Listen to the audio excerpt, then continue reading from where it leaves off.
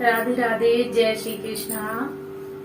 आज हमारे यहाँ एक छोटा सा मेहमान आया है। मैंने कम्युनिटी डाली है, मैंने सोचा आप सबको दिखा दूं कौन आया है। और वीडियो भजन नहीं गा पा रही हूँ, मन नहीं कर रहा है अभी तो, क्योंकि कहते हैं वैसे मैं किसी को खुश करने के लिए नहीं कर रही हूँ ये सब, लेकिन कहते हैं कि जब अपनों के यहाँ शोक हो तो मतलब आत्मा को कष्ट पहुंचता है, तो इस वजह से ढोलक लेकर के भजन वगैरह गाने की इच्छा नहीं हो रही है।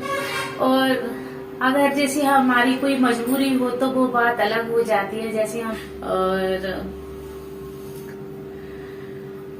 और तो मैंने सोचा आप सबके लिए अपनी गोपाल की को दिखा दूं कि गोपाल आया है। हमारे पड़ोस में ही रहते हैं एक, तो उनकी बहू ना छोटे से लड्डू गोपाल और लेकर के आई है। तो उन्होंने कहा पंडित जी महाराज आप इनको ले जाओ, क्योंकि दो दो लड्डू गोपाल की सेवा मुझसे नहीं की जाएगी। तो महाराज जी इनको अपने साथ में लेकर के आए। तो मैंने सोचा ये तो गोपाल आ गया अपने घर पे, क्योंकि वो ना पटिया वाले बाबा से लेकर के आई थी इसे। तो पटिया वाले बाबा पे गाय बहुत ज्यादा हैं, तो ये क्यों ना जरूर गाय चराने जाता होगा। तो गाय चराने की वजह से ये धूप में काला हो गया है, तो इस वजह से काले की वजह से उन्हें शर्म आ रही होगी। तो भैया मैंने कहा काले रंग को मैं झेल लेती हूँ, मैं अपना पुत्र बना लेती हूँ। काले और गोरे सब मेरे लिए सही हैं, मैं अपने घर में ले लूंगी, मैं अपने पास रख लूंगी। और तो महाराज जी ले आए हैं, तो इस वजह से मैंने इसको अपने तीसरे नंबर का पुत्र बना लिया है। तो महाराज जी कह रहे थे तीसरे नंबर का बना लिया है, चौथे नंबर का है, क्योंकि अभिमन्यु सबसे बड़ा है और कानू दूसरे नंबर का है और ये पुल्लू तीसरे नंबर का है, ये चौथे नंबर का है। मैंने ठीक है चौथे नंबर का है, पर है तो बालक मेरे लिए गोपाल। तो इसे भी मैं अपने बच्चे के जैसे अपने साथ में रखूंगी। और मैंने जैसे बताया था कि मैं इनको बच्चों की जैसे रखती हूँ, तो मैं कोई 4 दिनों में कोई नेम टेम नहीं रखती हूँ इनके लिए।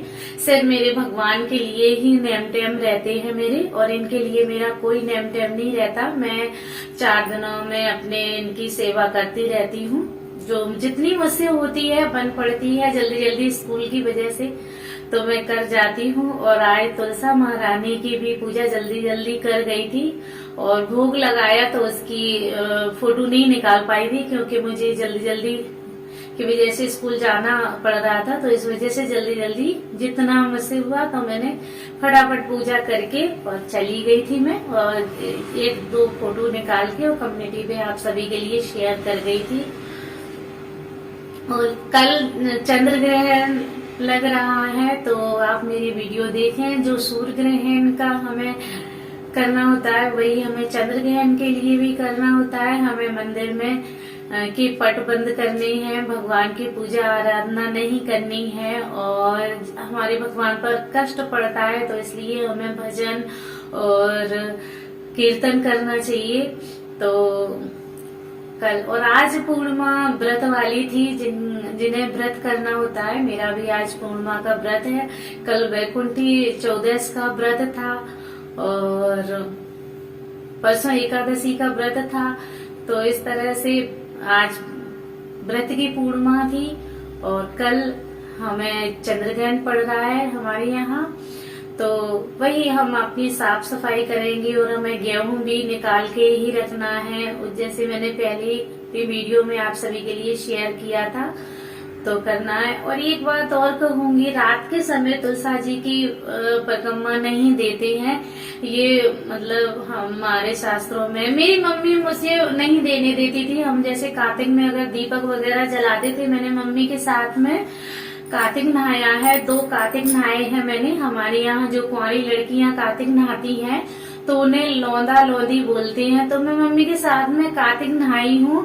तो मतलब मम्मी ने मुझे बताया है कि रात में तुलसी पर दीपक जला देते हैं और दूर से हाथ जोड़ लेते हैं, तो रात के समय तुलसी महारानी की परिक्रमा नहीं देते हैं और उनकी पूजा भी नहीं करते हैं। तो ऐसा हम लोगों में माना जाता है। तो ऐसा मतलब सभी लोग बोलते हैं, तो इस वजह से मैंने आप सबको बताया है कि रात के समय पूजा नहीं की जाती है तुलसा जी की, क्योंकि रात के समय तुलसा महारानी सूर्य नारायण ढलने के बाद में, अस्त होने के बाद में तुलसा महारानी विश्राम करने चली जाती हैं। तो हमें तुलसा महारानी की कभी रात के समय परिक्रमा नहीं करनी चाहिए। सिर्फ मंदिर में ही हम परिक्रमा दे करके आते हैं। जो हम बड़े अपने बगल के मंदिरों पे जाते हैं तो वहीं परिक्रमा देते हैं। और हम तुलसा महारानी की घर में जो हमारी तुलसा है, रात के समय हम परिक्रमा नहीं देते। मम्मी मुझे देने नहीं देती थी, तो इस वजह से मैं आप सभी के लिए बता रही हूँ, रात के समय हम तुलसा महारानी की परिक्रमा नहीं करते हैं।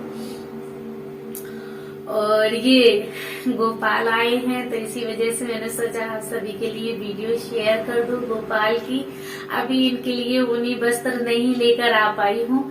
जब जाऊंगी ग्वालियर तो लेकर के आऊंगी। और मुझे लगता है पता नहीं पुल्लू के लिए मिलेंगे या नहीं मिलेंगे, तो कहीं मुझे बनाना नहीं पड़े। तो अगर मैं बनाऊंगी अपने हाथ से तो आप सभी के साथ में शेयर करूंगी। और अगर नहीं बना पाई और ग्वालियर से खरीद कर लाई तो भी आप सभी को दिखाऊंगी कि मैं ये लेकर के आई हूँ। अभी तो मैं नहीं लाई हूँ। और भजन की वीडियो मैं आप सभी के लिए 11 या 12 तारीख से डालना शुरू कर दूंगी, क्योंकि 10 तारीख को वहाँ पर ब्राह्मण हो जाएंगे।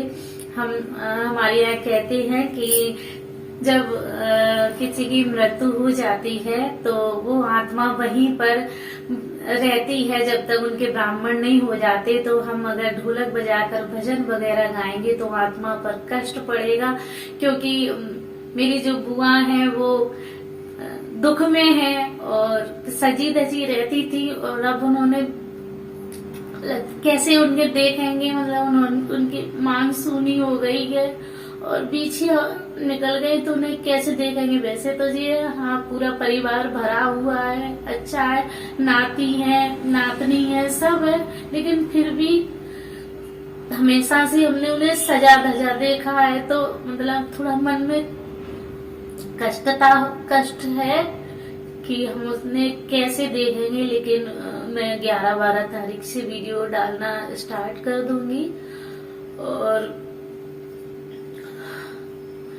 और आप सभी के लिए, और इसलिए मन नहीं कर रहा है कि बार बार यही सोच आता है कि हम अपनी बुआ को कैसे देखेंगे इस हालत में, क्योंकि हमने शुरू से उन्हें पूरी फुल यहाँ से स्टार्ट करती थी, यहाँ तक मांग भरती थी वो। और बिछिया पूरी सज धज के, मेहंदी उनके हाथ से कभी छूटती नहीं थी। मेहंदी हमेशा लगाए रखती थी अपने हाथ में, सामान हो कुछ भी हो, इतनी शौकीन थी। मावर और मेहंदी हमेशा लगा कर रखती थी। छोटी बुआ भी हमेशा मेहंदी लगा के रखती थी। अब छोटी बुआ भी नहीं है, फूफा जी भी नहीं है, यही बड़े फूफा जी थे और ये बड़ी बुआ थी हैं। तो इस वजह से इच्छा नहीं हो रही है ज्यादा, मतलब भजन वगैरह बनाने की। इसी वजह से ढोलक लेकर के नहीं गा पा रही हूँ। कोशिश की थी एक दिन मैंने, पर मेरी आत्मा ने मुझे इजाजत नहीं दी, तो मैं नहीं गा पाई। मैंने ब्राह्मण हो जाने दो, फिर उसके बाद में ही मैं आप सभी के लिए भजन शेयर करूंगी। जय श्री कृष्णा, राधे राधे।